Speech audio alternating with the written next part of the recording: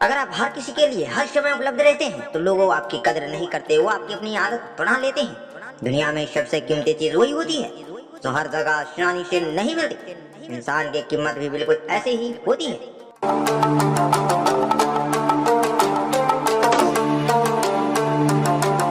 रघु एक छोटे से गांव का सीधा साधा और मेहनती लड़का था। उसका एक ही स्वभाव था, किसी को कभी मना नहीं करना। गांव में किसी का सम्मान लाना हो, खेत में मदद करना हो, किसी को अस्पताल ले जाना हो या किसी का कोई छोटा बड़ा काम हो, सबसे पहले रघु का नाम लिया जाता। शुरुआत में लोग उसकी खूब तारीफ करते थे।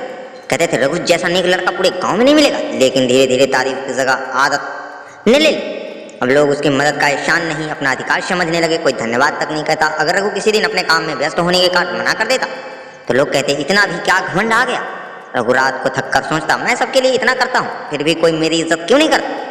उसे जवाब नहीं मिलता था। एक दिन रघु उदास होकर गांव के पुराने बरगद के नीचे बैठा था। वहीं गांव के सेनावृत्ति शिक्षक आए। उन्होंने रघु को चेहरे की उदासी देखी और कारण पूछा। रघु ने सब कुछ बता दिया। शिक्षक मुस्कुराए और बोले, रघु क्या तुमने इकोनॉमिक्स का एक नया नियम सुना है? जिस चीज की सप्लाई ज्यादा होती है उसकी कीमत कम हो जाती है और जिसकी सप्लाई कम होती है उसकी कीमत बढ़ जाती है। रघु ने हैरानी से पूछा, लेकिन इसका मेरी जिंदगी से क्या संबंध? शिक्षक बोले, बहुत बड़ा संबंध है बेटा। तुम हर समय हर किसी के लिए उपलब्ध रहते, लोग तुम्हें दुर्लभ नहीं सम्मानी समझते लगे हैं। तुम बुरे नहीं हो लेकिन तुम्हें अपनी कीमत खुद कम कर दी है। उन्होंने आगे कहा, मदद करना मत छोड़ लेकिन अपनी जिंदगी के केंद्र दूसरों को मत बनाओ। पहले खुद को समय दो, हर किसी को हर समय हाँ कहना बंद करो। ये शब्द रघु के दिल में उतर गए। अगले ही दिन रघु बदलने लगा। उसने तय किया कि वो बिना वजह किसी के पीछे नहीं भागेगा, हर फोन का जवाब तुरंत नहीं देगा, हर काम के लिए अपनी पढ़ाई और समय नहीं छोड़ेगा। कुछ लोगों ने कहा रघु बदल गया है, कुछ ने कहा इसे घमंड आ गया, लेकिन रघु शांत रहा। उसे अपने कौशल पर काम करना शुरू किया, नई चीजें सीखी, अपने परिवार के साथ समय बिताया, अपने सपनों पर मेहनत की।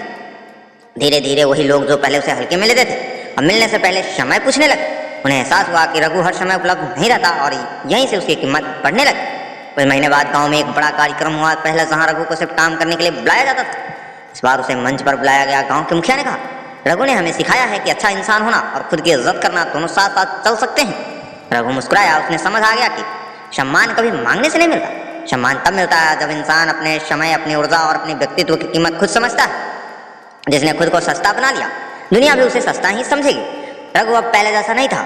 वो आज भी लोगों को मदद करता था लेकिन अपनी सीमाएं तय करके। वो आज भी विनम्र था लेकिन किसी का गुलाम नहीं। वो आज भी मुस्कुराता था लेकिन अपनी खुशियों की कीमत पर नहीं। एक दिन वो शिक्षक फिर मिले और मुस्कुरा कर बोले, अब समझ आया इकोनॉमिक्स का नियम? रघु ने सिर झुकाकर कहा, हाँ गुरुजी, जिस दिन मैंने अपनी सप्लाई कम की उसी दिन मेरी वैल्यू बढ़ गई। उस दिन रघु ने अपनी डायरी में लिखा, हर समय उपलब्ध रहना अच्छा ही नहीं, कई बार कमजोरी बन जाता है। अपनी कीमत बढ़ानी है तो अपने समय की रक्षा करो, ना कहना सीखो।